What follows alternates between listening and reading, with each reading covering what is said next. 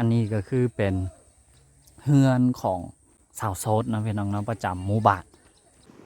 นะโอ้เด็ดพี่น้อง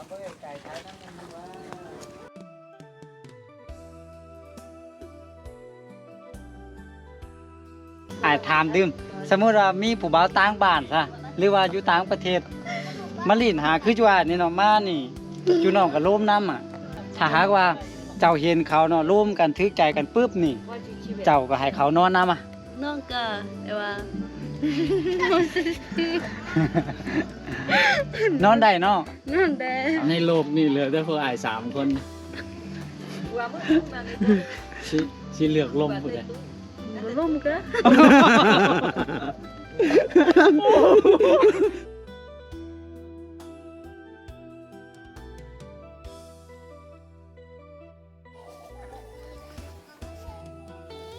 สบายดีและสวัสดีบรรดาให้พี่น้องมัดสุขสุขคนอีกตื่มเซนเก่าเซนเคยเนาะก็ตอนนี้ทีมงานของพวกเรานะพากันเดินทางมาที่บ้านดอนไม้นะเมืองเวียงภูคาแขวงหลวงน้ำทาพี่น้องเดินทางมาไกลพอสมควรเนาะก็พอดีพอเฮาได้ข่าวนะว่าอยู่ที่หมู่บ้านแห่งนี้นะมีสิ่งที่มันแปลกหลายอันหลายแนวมันนี่ก็เลยนี่ละอยากพาบรรดาให้พี่น้องเนาะมาเลาะมาชมเบิ่งซึ่งอันนี้ก็คือเป็นครั้งแรกของบ่าวดำเองนะที่ว่ามีโอกาสได้เดินทางมาที่หมู่บ้านแห่งนี้นะเดี๋ยวสิ่งที่ว่านั่นมันสิแม่นแม่นยังก็เกียมไปติดตามรับชมพร้อมๆกันเนาะทุกคนเนาะนี่นะทุกคนเนาะซึ่งสาเหตุที่พวกเราพากันเดินทางมาที่หมู่บ้านแห่งนี้เนาะก็คือนี่ที่เราเห็นอยู่นี่เนาะทุกคนฮู้บ่ว่ามันแม่นแม่นหยังเนาะซึ่งตัวที่เราเห็นอยู่นี่นะเท่าที่สอบถามกับทางชาวบ้านเพิ่นแล้วก็สอบถามกับทางผู้ที่เพิ่นฮู้เนาะอันนี้ก็คือเป็นเฮือนของสาวโสดนะพี่น้องเนาะประจำหมู่บ้านเนาะเพราะว่าหมู่บ้านแห่งนี้นะเป็นหมู่บ้านของชนเผ่ามูเซอร์นะพี่น้องเนาะซึ่งเพิ่นสิมีฮีตของประเพณีตัวหนึ่งที่แบบสุดแปลกเนาะแตกต่างจากชนเผ่าอื่นๆเนาะก็คือหญิงสาวเนาะที่เป็นสาวโสดนะพี่น้องเนาะเพิ่นสิมีเฮือนจังสิเนาะเป็นของตัวเองเนาะคือผู้สาวโสดทุกคนเพิ่นสิมาอยู่เฮือนจังสิล่ะเนาะมีเฮือนผู้ละหลังเนาะซึ่งเป็นหยังเพิ่นจึงมาอยู่นี่แล้วเพิ่นมาอยู่นี่มาอยู่เฮ็ดแม่หยังเนาะเดี๋ยวเฮาสิไปสอบถามรายละเอียดกับผู้ที่เพิ่นฮู้เนาะแล้วก็เดี๋ยวสิเป็นแนวใดก็ไปติดตามรับชมพร้อมๆกันเลยเนาะพอดีมือที่เฮามานะพี่น้องแบบน้องๆเขาเจ้าบ่ค่อยสะดวกมาถ่ายคลิปนำเฮาเนาะครูดอยเพิ่นก็เลยไปเจรจาเนาะพี่น้องเนาะนี่เดี๋ยวสิพามาเบิ่งสิ่งแปลกหูแปลกตานะพี่น้องเนาะนี่อันนี้ก็คือเป็นบ้านของสาวโสดเด้อพี่น้องเด้อเนาะนี่เดี๋ยวสิถ่ายมุมกว้างๆให้เบิ่งเนาะอันนี้เป็นมุมแคบโอเคพี่น้องเนาะอันนี้ก็คือเป็นเฮือนของเพิ่นพี่น้องเนาะมีอยู่นำกันนี่ก็คือ3หลังพี่น้องเนาะหลังที่1หลังที่2แล้วก็หลังที่3เนาะ3หลังพี่น้องหลังนึงกันน้อยๆเนาะนี่หลังนึงนี่ประมาณเท่าใดบ่าวลีสบายดี สุดล้อของเฮานะพี่น้องเนาะอันนี้มันเป็นยังบ่าวลีฮู้บ่ตามที่สอบถามทางชาวบ้านกับครูดอยว่าเป็นบ้านสาวโสดเนาะโอ้แปลกสุดเนาะบ้านเฮาบ่มีได้แบบนี้ก็คือถ้าว่าเฮือนใดมีลูกสาวน่ะเราเพิ่นสิตั้งแบบนี้ให้แล้วก็ให้ลูกสาวมานอนที่นี่เป็นฮีตเป็นคลองของชนเผ่าเพิ่นเนาะหลังนึงนี่น้อยๆเนาะแม่นหลังนึงนี่เดี๋ยวจะพาไปเบิ้งให้หน่อยนี่อันนี้คือระยะของเสานะนี่จากนี่มาหานี่พี่น้องเนาะกะประมาณอยู่เมตร50เนาะลวงกว้างลงยาวพี่น้องมันลงกว้างแล้วก็ส่วนตัวนี้นะเป็นลงกว้างนะจากนี่มาหานี่อันนี้น่าจะประมาณเมตร ปลายน้อยหนึงประมาณ1.10 1.20นี่แหละเนาะหลังหนึงก็มีแต่เท่านี้พี่น้องเนาะแล้วก็เสาเพิ่นก็เฮ็ดแบบง่ายๆเนาะเสานี่เป็นเสาไม้สร้างเป็นเสาไม้ไผ่นะเอามาปลุกขึ้นแล้วก็ทั้งพื้นนี่ก็อันนั้นได้นะ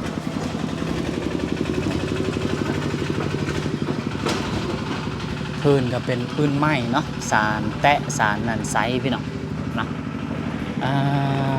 แล้วก็แต่ละหลังก็สิมีขันไดขึ้นพี่น้องเอ้ยนะนี่สิมีขันไดจังสิเนาะขันไดขึ้นมาหาเฮือนมีประตูเข้าไปทางในนะอันนี้ก็คือเป็นเฮือนคนรับคนนอนนี่แหละนะฟ้าก็เป็นฟ้าไม่เฮียเด้อพี่น้องนะเพิ่นเฮ็ดแบบง่ายๆเพราะว่าเฮือนอันนี้เป็นเฮือนแบบชั่วคราวนะนี่นะนี่โอ้ตะพี่น้องนี่นะ หลังที่1หลังที่2แล้วก็หลังที่3นะแต่ละหลังก็สิคล้ายๆกันหมดเลยเนาะพี่น้องเนาะนี่ตามมานอนหมดตามคนเลยเดี๋ยวนี้นี่ แล้วก็น้องสาวเจ้าของตู้เพิ่นก็มาพี่น้องเขากองน้ำต่ออยากให้พ่อแม่นอนได้เยอะๆหน้าตานี่งามพ่อแม่นอนให้เขาไปบนข้างในได้ที่ได้เนาะเถอะพี่น้องนี่ครูดอยบุกละเถอะเบาดำกะสุดความอยากเห็นนะพี่น้องเนาะความแปลกความนั่น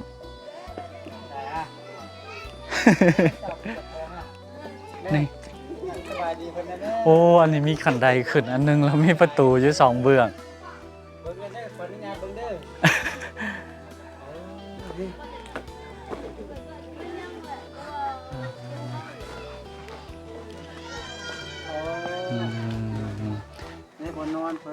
สบายดีนี่เจ้าของเฮือนเพิ่นพี่น้องเอ้ยผมบนนอนนี่แหละนี่โอ้มีหมอนพี่น้องนี่แต่งหน้าแต่งตาเป็นพ่อคนบักงามๆเลยขี้อายพี่น้อง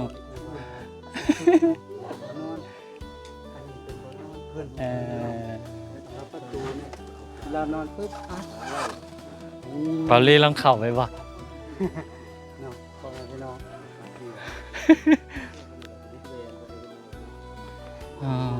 ต่อลองเข้าไหม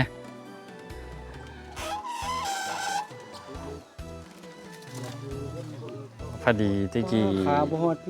ทีมงานเราขออนุญาตเพิ่นแล้วนะพี่น้องนะไปสัมภาษณ์ตอนขึ้นให้ได้ขึ้นฮึบ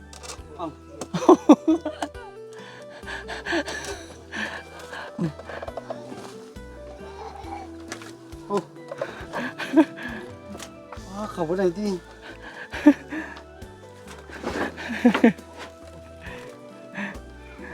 นี่โอ้อันนี้เป็นบ้านในฝันของเบาลี่ได้อยากมานอนนี่ฮ้อนน่ะมาเล่าโอ้คือสิฮ้อน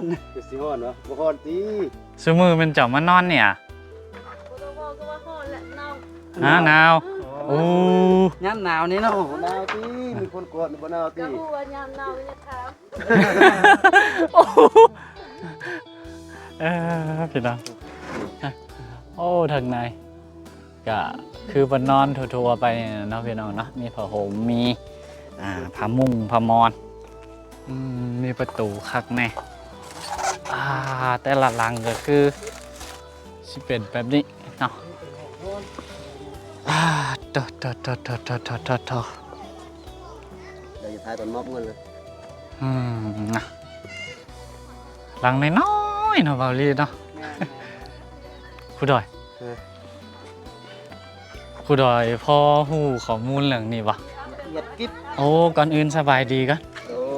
ยสบายดีเพราะว่าบนเดี๋ยว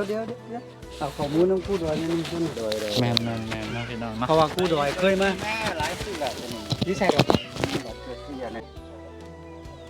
ก็คืออยากฮู้มันหยังก็ถามมาตัวใดที่ว่าถ้าตอบได้ก็จะตอบตัวใดที่ว่าตอบบ่ได้ก็ เริ่มพูดดอยกันนี่ ตัวใดที่ว่าตอบบ่ได้ก็จะฆ่า อันดับทำอิฐเลยเนาะ โดย อันดับทำอิฐครอบครัวใดที่มีลูกสาวแล้วให้มานอนนี่ กาตัวนี้บ่เสมอไปมันขึ้นกับอันผู้สาวว่าอยากมานอนตู้แบบนี้หรือบ่ถ้าอยากมานอนก็คือไปตัดไม้ก็คือตู้ตัวนี้มันเฮ็ดเอาเองพ่อแม่บ่ได้ช่วยเด้ไปตัดไม้ไปมันยังแล้วมันเฮ็ดเอาเองเด้ตู้ตัวนี้มัน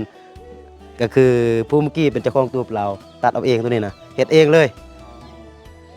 คือ แล้วเดี๋ยวเขาบอกคำถามนิดนึง แล้วเพิ่นมีกำหนดบอกว่าจักปีเราจึงสามารถเอามานอนอยู่นี่ได้อนุญาตให้นอนว่าซั่นซะ บ่มีกำหนดก็คิดว่าตัวเองเป็นสาวแล้วตัวเองก็พร้อมที่ว่าอยากมีผู้บ่าวหรือว่าอยากได้ผัวหรือว่าอยากมีสู้มีแฟนก็มาเฮ็ดแล้วก็มานอนเลย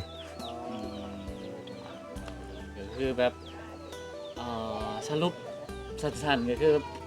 ผู้สาวผู้ใดที่ว่าพร้อมที่มีครู แม่น คือต้องได้ไปหาตัดไม้เอง โดย มาสร้างเพื่อนเป็นของตัวเอง โดย เพื่อบอกให้กับอีกฝ่ายหนึ่งหูว่าเฮาต้องการยังมีครูแล้วเด้อประมาณนี้แมันบอก โดย เนาะ แต่ว่าบางคน ประมาณนั้นเนาะพี่ แต่ว่าบางคนนี่ก็ถ้าหากว่าอยังน้อยก็แบบคือเขาว่าแบบสังคมมันน่ะเห็นหมู่มานอนตัวเองก็มานอนตัวเองก็มาตัดตัวนั้นก็มี อ๋อ แบบว่าอยังน้อยเกินหั่นน่ะ ขอเพียงแต่ว่าปุ๊กตุ๊บอันนี้เองได้แล้วก็อายุนี่บ่สำคัญนะมาอยู่ได้เบิด โดย สิ9 ปีก็ยา10 ปีก็ยาคือแบบมาอยู่ได้เบิด แต่ว่าถ้าน้อยโพดพ่อแม่ก็น่าจะบ่ปล่อยเนาะเพราะว่าถ้ายังเขางามโรงเรียนนั่นน่ะแต่ว่าพอที่ว่ารู้สึกว่าตัวเองเป็นสาวแล้วอะนะ แล้วเวลาที่เขาจะมาอยู่นี่เงื่อนหลังนี่มันสร้างขึ้นมาเฉพาะมานอนหรือว่ามาอยู่ประจำเลย หรือว่ามาในลักษณะใด ก็คือมานอนก็คือกินข้าวกินน้ำก็ยังกินน้ำพ่อน้ำแม่ฮอดกลางคืนน่ะก็คือแบบอยากใช้ชีวิตแบบส่วนตัวนะแล้วก็มานอนอยู่นี่เวลามีผู้บ่าวมาล้มก็จะได้มาล้มอยู่นี่จะได้บ่รบกวนนำพ่อแม่ที่ว่าอยู่เฮือนพุ่นน่ะ อ๋อโดยมีแต่ลมกันซื่อๆเนาะ ก็ถ้าหากว่าสมมุติว่าครูดอยเป็นผู้สาวเนาะสมมุติว่าตัวนี้เป็นตูบของครูดอยเนาะหอดตอนแรงครูดอยมานอนแล้วก็บัดนี้บ่าวดำเป็นผู้บ่าวแล้วก็มาล้มครูดอยสมมุติว่าครูดอยมักบ่าวดำก็คือรวมกันทึกใจก็คือ นอนนำกันอยู่นี่เลย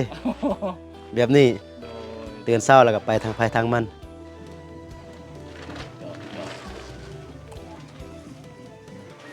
เวลาที่เขาจะมาล้มนี่คือบอกว่าเขาจะอยู่เทิงหรือว่าอยู่ลุกตอนแรก ตอนแรกๆวะตอนแรกๆก็ผู้สาวก็จะอยู่เทิงผู้บ่าวก็จะอยู่รุม ๆคือว่าให้เขาเนาะตอนทั้งนี้เนาะคือ ก็ ล้มกันก่อน ก็ล้มแต่ว่าขึ้นไปล้มอยู่เทิงก็ได้ เขาจะให้เขาบ่ ก็ ตัวนี้ถ้าเขามักจึงให้เข้า แสดงว่ามาทำอิฐนี่ผู้ชายนี่ต้องเฮ็ดแนวใดก็ได้เนาะคาลมมีเท่าใดคือต้องใส่ให้เมื่อใดผู้สาวเปิดประตูให้ บางเทื่อเขาก็เปิดแต่ว่าเขาจะบ่ให้ขึ้นบ่ให้เขาอยู่ใน โดย ถ้าหากว่าเขามักฮักกับผู้ชายเนาะ โดย แล้วก็สามารถนอนน้ำได้ โดย แล้วถ้าหากว่าพ่อแม่ทั้งสองฝ่ายฮู้นี่มันจะมีผลมาอย่างบ่หรือว่า บ่มี บ่มีเลย บ่มี แล้วถ้าหากว่ามื้อใดมื้อหนึงผู้ชายหรือผู้หญิงหากบ่มักขึ้นมา ก็ไปทางไผทางมัน ที่ว่าบ่มีการปรับใหม่หรือว่ามันหยังเลย บ่มี แตกต่างจากสังคมเฮาหลายแล้วเนาะซะเนาะ ก็คือมาล้มกันแล้วก็มักฮักกันก็จะมานอนนำกันอยู่นี่ทุกมื้อก็ได้ แต่ว่าบ่โดนอยู่มานอนนำกันเดือนหนึ่ง2 เดือนหรือว่า4-5 เดือนแบบนี้อะนะแล้วก็บัดนี้ถ้าหากว่าบ่เข้าใจกันบ่มักกันแล้วก็เลิกลากันไป แบบนี้ แต่ว่าถ้ามักฮักกันก็คือมาคอตามฮีตของประเพณีแต่ถ้าหากว่าสิเอากันก็คือบ่ได้เสียเงินจักกีบ เอา บ่ได้เสียเงินจักกีบ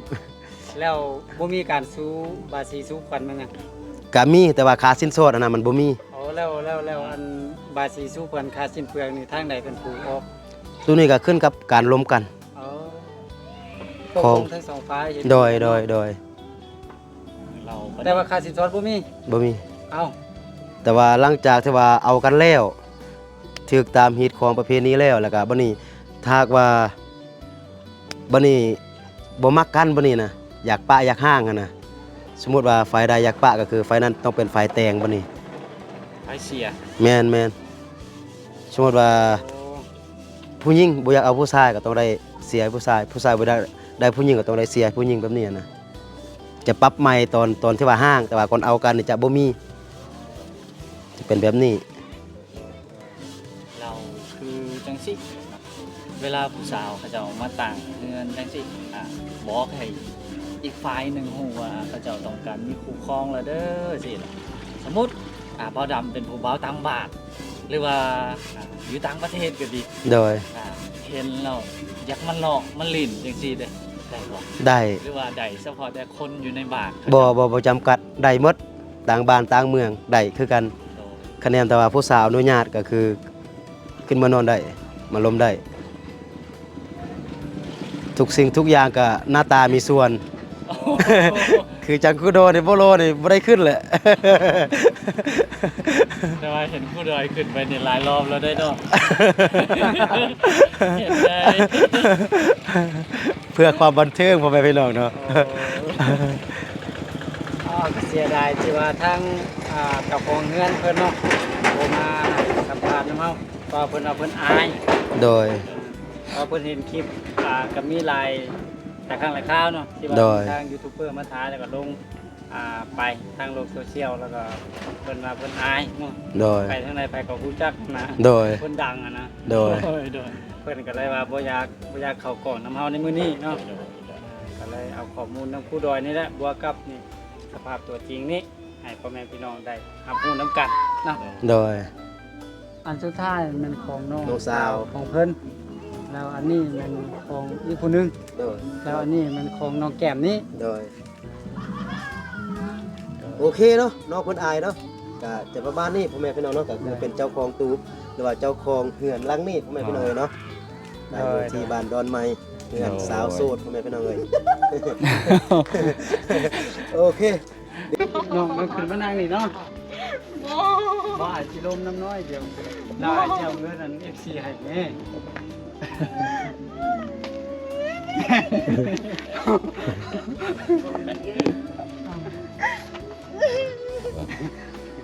เลยมันเป็นยัง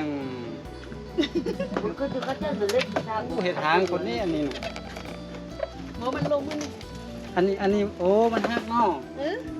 มันฮัก บ่ตั้งไม่ล่ะ บ่ต่างไม้เนาะ บ่ตั้งมาแล้วชื่อจะมาทายผด สบายดีพุ่นนะ สบายดี โดยอายนี่อายเห็นแต่อยู่ในคลิปโอ้ผู้งามเนาะ เจ้าชื่อหยังเด้ บ่อายยังบ่ได้ฮู้จักน้องเด้ขอชื่อก่อน สิ่งง่ายๆก็ได้สิ่งแก่ง โอ้แก้ม พอดีหยาดสุภาพไป น่ะลองเว้าเบิ่งดูบางทีอายเว้าได้ฮู้ บ่ว่าก็ได้ก็ โดยบ่เว้าก็ได้ ชื่อน้องแก้มอายุจักปี 10 16 17ปี 17ปีอะอ๋ออันนี้มันเฮือนน้องเนาะมาอยู่โดนแล้วบ่อยู่นี่ โดนแล้วอะ จักปีละ อันนี้ว่ะ โดย อันนี้เขาก็เฮ็ดปีนี้ตอนเดือน2กัน โอ้เดือน2เดือนนี้เดือน12 อีก2เดือนจะฮอดปีเนาะผู้ใดต่างให้ได้เนี่ย ตาเอง ต่างเองโอ้เก่งแท้เนาะ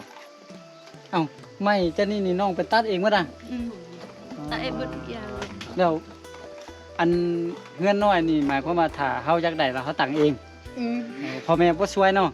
บ่เชื่อก็ได้เชื่อก็ได้ โอ้ช่วยก็ได้บ่ช่วยก็ได้อ๋อแล้วเวลามืดค่ำมาน้องก็มานอนอยู่นี่เนาะอ๋อนอนทุกคืนแหละ ก็ได้ก็นอนอยู่แล้ว นอนทุกคืนเนาะอ่าอันเฮือนพ่อแม่น้องอยู่ไสเด้ นี่มัน อยู่บนหันหั่นน่ะอ๋อเฮือนพ่อแม่อยู่หั่น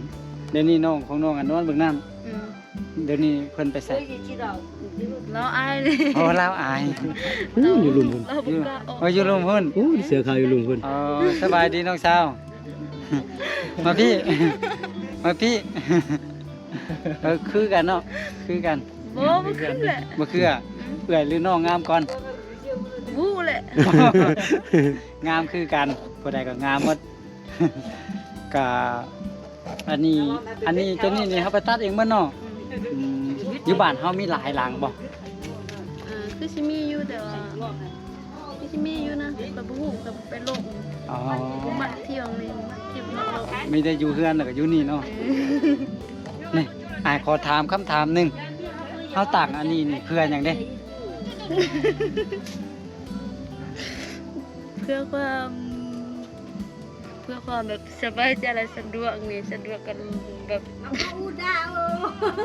ฮะ เออ สะดวกแบบใดก็ แบบน้องคนเดียวแบบสบาย อ๋อ น้องแบบสบาย อ๋อ แบ แบบ บ นี้สิลมแผ่กับลมอะง่ายกันนี่ อ๋อนอนอยู่นี่ผู้เดียว เวลามีผู้บ่าวมาร่วมก็สบายเนาะ แบบถ้าเรานอนอยู่เฮือนแล้วมันสิเกรงใจพ่อแม่เนาะ อ๋อ โดยมีผู้บ่าวมาบ่ ก็มีอยู่ เนี่ แต่ ย เคยบ่ลมปานใด อ๋อเจ้าบ่ร่มปานใดเวลาเพิ่นมาทำอิฐนี่เพิ่นอยู่บันไดร่มเพิ่นอยู่รุมเนี่ย อืม อายุนี่เราเจ้า อยู่ลมหรือว่าสิเข้าก็เรือก็เข้าแหละ โอ้สิเข้าไปก็ได้ เอ๊ะได้ แล้วเจ้าก็ให้เข้าบ่ ให้คือจะก็ให้เข้าแล้ว อ๋อ ตึกใจให้เข้า อันนี้คือการลมกันซื่อๆบ่แม่นเรืออื่นนี่ อ๋ออั อันนี้ลมกันซื่อๆเขาให้เข้าใจก่อนแล้วค่อยเว้ากัน อ๋อโดยก็คืออยู่บนใดก็ได้เนาะถ้าว่าเจ้าเห็นปุ๊บร่วมกันทึกใจกันแล้วก็ให้เข้าไปได้เนาะ อื อ่าม ถ้าหากว่าเจ้าเห็นเขาเนาะร่วมกันทึกใจกันปุ๊บนี่ เจ้าก็ให้เขานอนนำอ่ะสมมุติว่าทึกใจสมมุติอันนี้สมมุติซื่อ น้องก็แต่ว่า ๆนอนได้เนาะ นั่นแหละ นอนซื่อๆนอนละล่าเนาะ ว่าเฉพาะคนนี่บ่เกินอยู่แล้วบ่เกินถ้าเกินบ่นอนนำแหละ อ๋อ ใช่เกิน โดยก็คือนอนละล่าเนาะบ่ให้ล่วงเกินกันเนาะ เฉพาะคนนี่ยังบ่แต่งเดี๋ยวนี้บ่ให้นอนเกิน เอาแสดงว่ามานอนได้แล้วก็บ่ให้ล่วงเกินกันถ้าหากว่าบ่ได้แต่งเทื่อ อืม เนาะ จับมือกันได้เนาะ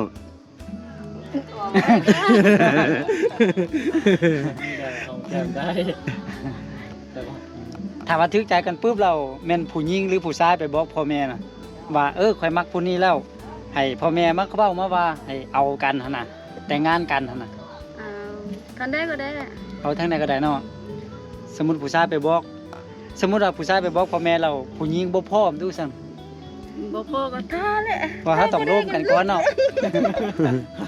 ถ้าบ่ได้ก็เลิก บ่เขาต้องร่วมกันก่อนเนาะ ร่วมกันเข้าใจว่าข่อยสิบอกพ่อแม่มาขอเด้อมื้อนี้มื้อนั้นเนาะแล้วก็โอ้ต้องเป็นแบบนั้นพ่อแม่พี่น้องเนาะอืมมีผู้บ่าวมาหาหลายบ่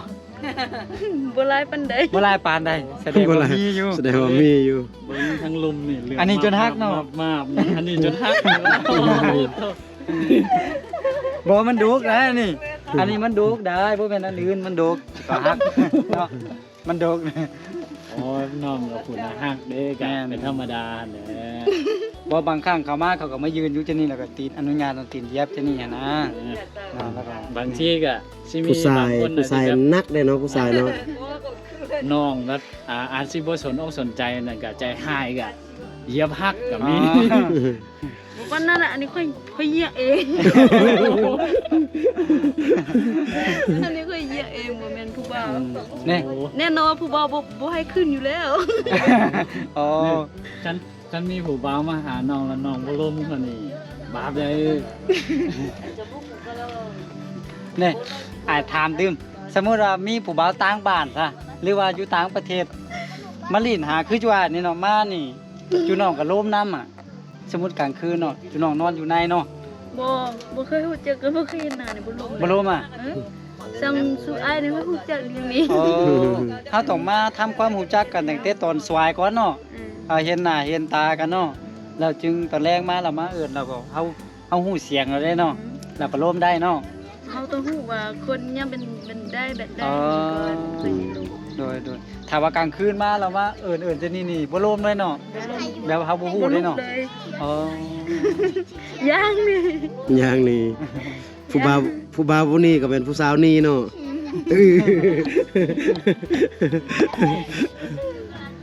อ่า แล้วผ่านมาเคยมีบ่แบบนั้นนะแบบมาล่มนอนแล้วน้องบ่อยากล่มแล้วก็บ่หนีแล้วก็น้องลุก บ้าน หนี เดียวกันมีอยู่คนละเมฆเลย อ๋อ เขามาล้มนั่งเขามาล้มนั่งแบบคอยบ่ล้มนั่งเขา บ่ล่มแล้วก็เขาบ่หนีแล้วน้องหนี เว้าซื่อๆเขาก็กลับแล้วก็เปิ้นนั่งเขาบ่มัดกันซื่อๆบ่เข้าใจกันซื่อๆ เขา กลับ กลับแล้วเนาะ วันนั้นกลับแล้ว โดยสมมุติคือดำบ่าวลาวจังซี่มานี่น้องร่มบ่ ล้อๆจังสิ รอๆแบบนี้น่ะ รอก็บ่ฮู้จักกัน บ่เดี๋ยวนี้ฮู้แล้วเด้สมมุติมานี่ร่มบ่แบบร่มนำซื่อๆนะแบบมาปากมาอุบมาร่มกันน่ะ ทึกยาลมอยู่แล้ว ซ้ำนี่ถึกใจบ่ ฮู้ สมมุติในโลกนี่เหลือแต่ผู้อาย3คนสิเลือกลมผู้ใด บ่ล้มก็ บ่ลงก็ได้เลย นาย มาบ่มาแล้วมาอายเขาคน กว่ากับน้องสาวเพิ่นดำบ่ล่ะมีหยังบ่มันมีห พ ยั อง แล้วก็ ขอบใจเด้อเฮามาถามมันนี่เฮาอันน่ะถือเงินมาอยู่เฮาสิให้เจ้าแสนเก็บเอาไว้เติมบัตรเติมหยังเด้อจ่ายก็มาตั้งแต่พุ่นเมืองผาอุดมโดยขอบใจโดยจ่ายมาแต่เมืองผาอุดมแล้วก็มาแวะหาน้องแล้วจ่ายก็สิกลับไปนอนอยู่เมืองเวียงภูคาพุ่น โอเค อ่าบ่ก็ฮักฮู้จักฮักแพงกันไว้ก็บ่เป็นหยังเป็นหมู่เป็นครูเป็นอ้ายเป็นน้องกัน หลาย บ่แม่นว่าโอ้ยคนแปลกหน้าบ่ร่วมขี้ยานก็บ่ได้จ่ายก็บ่ฮู้ท้ายปานนั้น จ่ายก็มาร่วมจังได๋มาลิ้นแต่กายไปกายมาก็มาแวะหามาถามข่าวอยู่ดีมีแฮงก็จ่ายก็กลับอันน่ะเทื่อหน้าเทื่อไหนน้องได้กายไปทางเมืองผาอุดมก็ไปถามหาอ้ายไปทางน้ำย้อนก็ถามหาครูดอย ไปแวะกินข้าวกินน้ำน้ำกันบ่เป็นหยังเด้อจ่ายก็มีครอบครัวหมดแล้วจ่ายมีเมียหมดแล้ว ๆ โดยแล้วก็แบบเฮาก็ฮู้จักฮักแพงเป็นอ้ายเป็นน้องกันเด้อเนาะ โดย โดย เอากลับก่อนขอบใจโดย ขอบใจ